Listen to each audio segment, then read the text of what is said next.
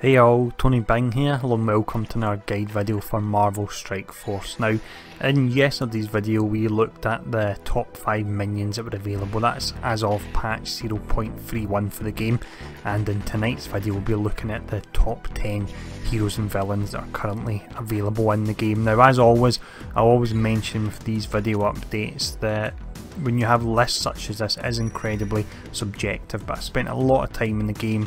I've been reading a lot of other people's opinions and feedback as well, and I do take that into account when I collate these particular lists. But if you get any ideas of your own, please do let me know in the comments below. But let's see who we start off with at number 10.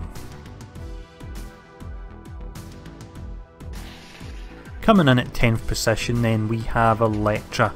Now, she is a character that's seen some quite large changes with patch 0.31, and personally it took me a while to really get back into the flow with her, but having played with her a lot, I still think she's a really great character, and that's why she's made it into this top 10 list. Now, one thing she always excelled with was the single target damage. She still has that. She can't use it on the first turn and she's slowed down a little bit. However, on her first turn she now has a cleanse, so she can be great for removing the taunt from tanks, and after doing that she actually goes invisible as well, so then there's no real chance of her getting knocked out before she can use that hard hitting skill. So she's a great character, and you can farm her in 2 quite early places in the campaign as well. In 9th position we have a character that prior to patch 0.31 was possibly one of the weakest characters in the game and the butt of many jokes within the in-game chat. Now, we got a huge overhaul with that patch.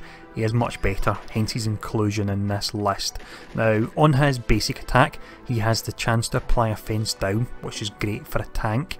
He's got a taunt, he's now got a counter, he can heal when he uses that particular skill as well, and his detonate skill has seen a massive damage increase. When we're able to level that up to level 7, it will actually do a huge 510% damage over a wide area, so that can really decimate enemies. The one reason he's not higher on the list is it can take a little while to actually charge that up, and sometimes he'll get knocked out before then because he doesn't have the largest of health pools. But if you can use him as a second tank in a team and keep him alive, that detonate will really be devastating. In 8th spot we have our Guardians of the Galaxy character, so it's Gomorrah we have here. Now, with the patch 0.31 we had the arena mode added, and you're now able to farm shards for Gomorrah. So if you can place in the top 500 daily, you're looking at 5 shards, and on top of that you can actually farm her in the Nexus story mode as well. So myself, I'm almost at, I think it's 5-star on her, and I don't really feel that I've had to put in a lot of effort for her. Now, what she offers is absolutely fantastic single target damage. She applies a fence up to herself if she's able to defeat an enemy, and then her speed bar fills up, meaning she can attack again, so you can get a chain of kills. It's very good for taking out summons, and summons really are a big part of gameplay these days, and these will feature a bit more heavily as we get towards the number 1 spot here. In 7th spot we had a character that, if this was a regular series of videos and I'd done any prior ones, would be a new entry, because prior to the patch she really wasn't great at all, but since then she's a really nice character. Now, it's Nebula, and she has on her basic attack the ability to gain speed up for 1 turn. You'll be using that very often, so the vast majority of uptime you have speed up on her.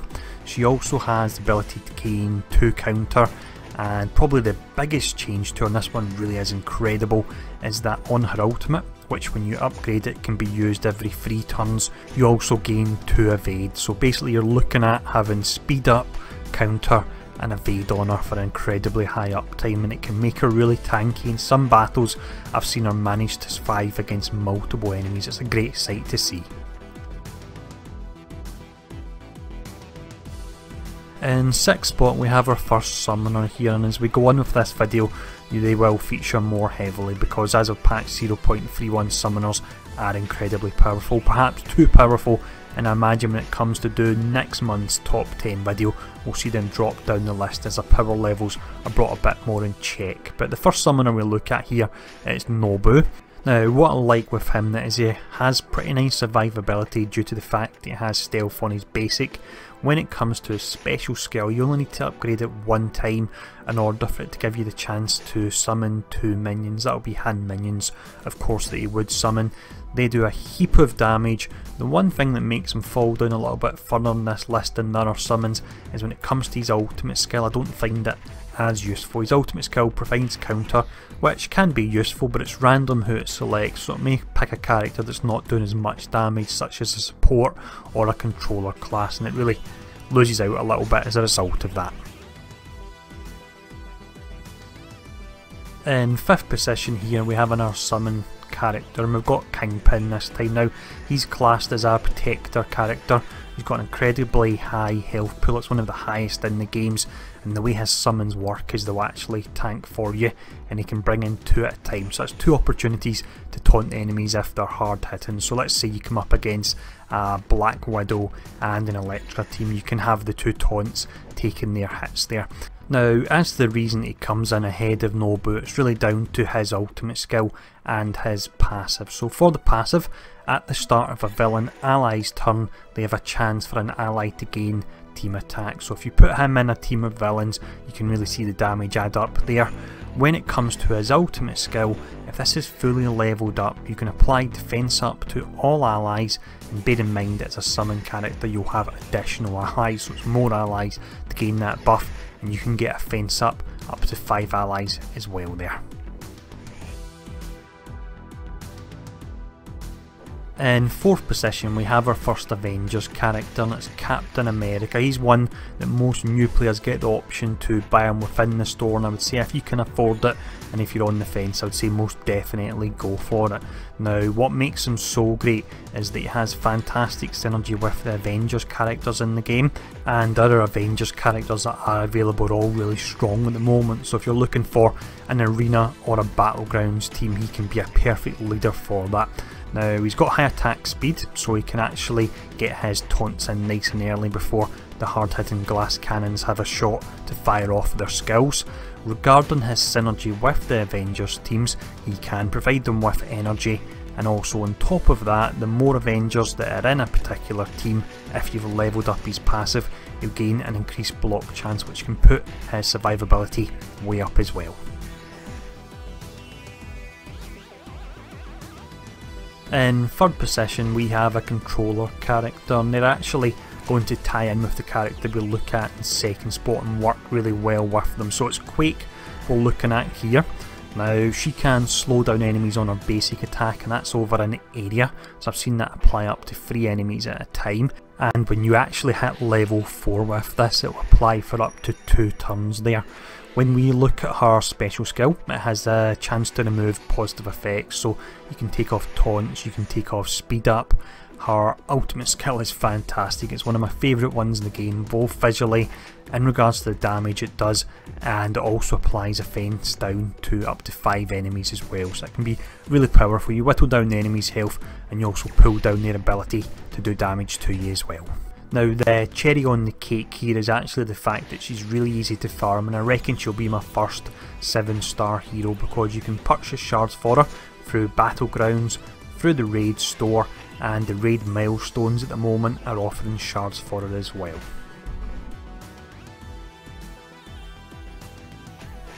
In 2nd position we actually have our 2nd Avengers character as well, and it's Black Widow. Now as mentioned a moment ago, she ties in great with Quake because Quake will be slowing down enemies and Black Widow will actually be speeding up allies, so if you put that combination together it really can be exceptionally potent. Now although she's great from the speed up side of things, she actually offers a whole lot on top of that as well. She's got nice survivability because she can stealth up very often on her basic.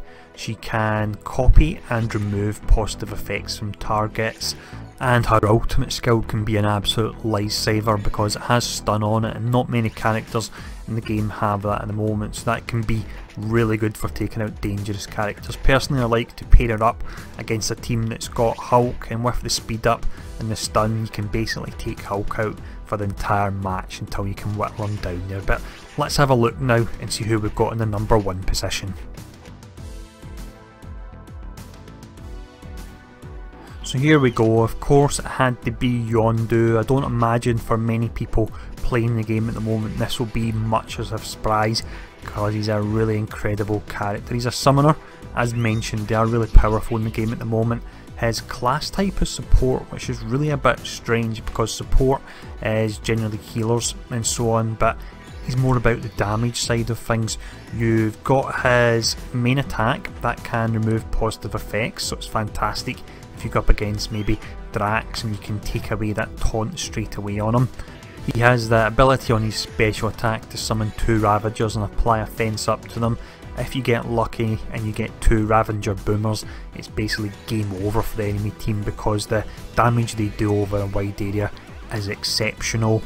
And then finally you have his ultimate skill as well that can do a huge amount of damage over a wide area. So he's an incredible character and he's relatively easy to farm as well. So that would be my top 10 enemies. So as always, let me know in the comments below your personal favourite characters. Let me know if you agree or disagree with this list, and again as always, thanks for tuning in and I'll see you all again soon.